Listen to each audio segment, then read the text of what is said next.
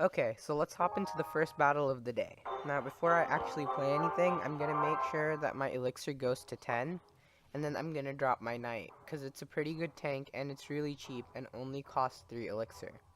So, as I drop my knight, at the back, he drops his goblin hut. Now, that's bad for us, because that goblin hut's gonna chip away at our tower bit by bit, and if I don't counter, I'm gonna lose a lot of HP. So I decide to set up a mini push on the other side with my witch, knight, and goblin barrel, which is going to take a slight amount of damage on his tower, but nothing too major. So at this point, things are looking okay, but that's when he drops his mini P.E.K.K.A, which is a pretty good counter to that mini push we had right there. And to counter that, I drop my knight and my spear goblins, which will take away a slight amount of that musketeer's damage, and then the tower is going to deal with that musketeer. Now at the back, he dropped a really annoying card, which is the furnace. And the bad thing about that is that it's probably going to kill my witch. And another bad thing is, I just wasted that zap on practically nothing, which means that I have no elixir right now, and I'm literally letting him just damage my tower. And at that same time, he puts his Hog Rider down, which is going to take a huge chunk of our tower's HP. And at this point, things are looking great for him, because he has quite a lot of damage done on my tower already, and he's really giving me the run for the money right now. So right now, I don't have any troops down, so I'm gonna go down with my cheap tank, which is the knight, which the mini P.E.K.K.A counters decently because it does a huge amount of damage at each swing. Now, I'm happy to see that the furnace is down, but yet again, he drops another furnace. So right now, again, I don't have too much elixir, but now that double time has come, I'm going to put down my giant skeleton, which is a great card because not only is it really tanky, it's going to take out any push he has with its debt damage. And on the other side, he puts down his Hog Rider and his Musketeer, so he's going to get a slight amount of damage, but nothing too major.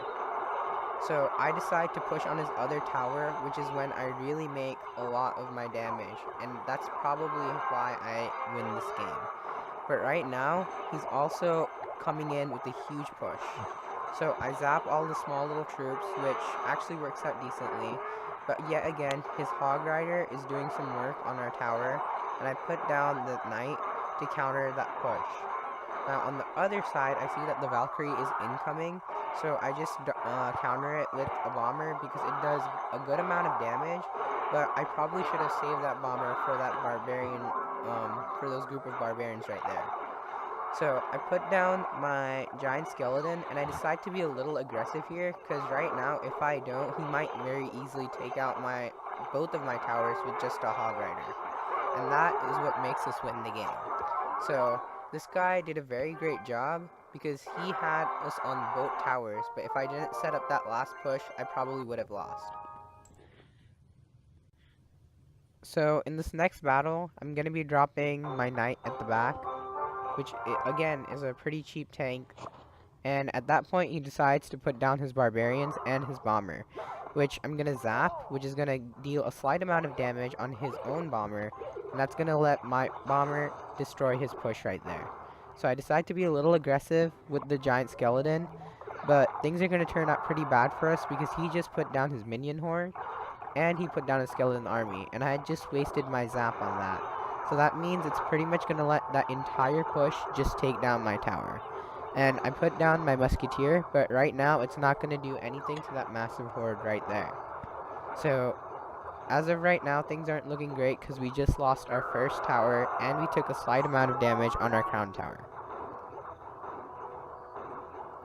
So I'm just letting my elixir reload slightly, and then I'm going to put down my witch and my knight, so that I can somehow counter both of those cards. Now I put down that zap so that I can stop that balloon from getting 2 hits off my tower.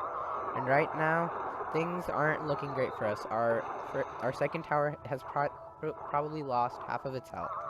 Now I'm just gonna put down my giant skeleton to see if he's gonna counter it. And this is where he makes a major mistake by not doing anything to it. He's just gonna let it take away that tower, and the bad thing is that his tower is practically gone, which is actually a good thing for us. And we're gonna counter that entire skeleton army with our spear goblins. So all I have to do now is just zap that tower, and we're equal right now, because I also have the same amount of damage on his other tower. Now the bad thing is, which is he's actually trying to defend that tower that only has 9 HP. So I'm like, if you're gonna try to defend it, I'm just gonna zap it down. And that's exactly what I do right now, after I put down that giant skeleton. And while I'm at it, I just put down the oops. That'll probably make him slightly salty. So he decides to put down his barbarians and skeleton army, which is a pretty decent counter to our witch. But yet again, the debt damage on that giant skeleton practically took out everything he had right there. So I'm going to set up another mini push with my knight, witch, and spear goblins. And this time I'm going to zap that push yet again, which means that that balloon's not even going to be able to get to that tower. So right now I'm set up yet another push on the other side with my giant skeleton. And I'm going to put down my goblin barrel because right now his tower is distracted on other troops, and that is what's going to give us the game right there. So a pretty good win right there, and he did a pretty good job. But if he had countered that giant skeleton, we might have lost. Okay, so that's going to do it for today's video, guys. Thanks for watching, and stay tuned for the next episode.